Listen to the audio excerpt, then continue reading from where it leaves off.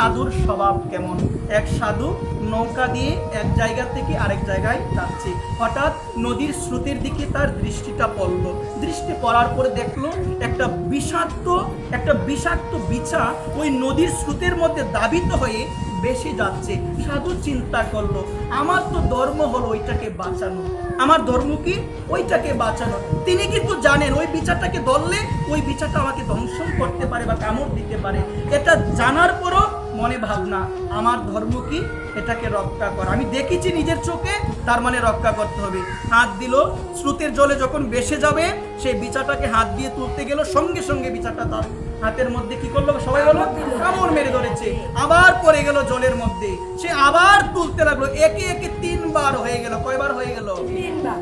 মাঝি বারংবার ঘটনাগুলো দেখার পরে বলছে, সাধু আপনার মতো বোকা তো জগতে আমি কাউকে দেখি নাই, আপনার মতো বোকা আমি জগতে কাউকে দেখি না। বলছে কেন, কি হয়েছে?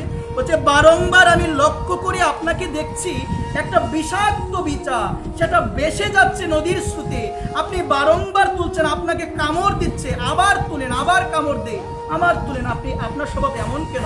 বলছে দেখো আমি হলাম সাধু। আমি কি? আমি সাধু। তাহলে আমার স্বভাব এটা জানার পূর্বে আগে বিচার স্বভাবটা জানো।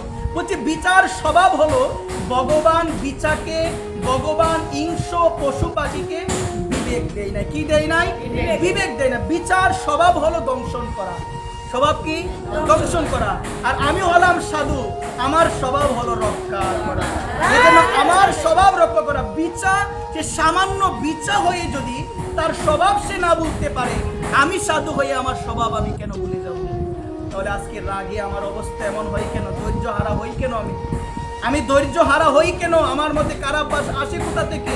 আমি কাউকে নিয়ে কটু কথা বলি কিভাবে? কারণ আমার রূপটা সাধু, কিন্তু কাল নিমির মতো সাধু সেজে বসে আছে। ওই সাধুর সাজা ধরলে কোনো লাভ হবে?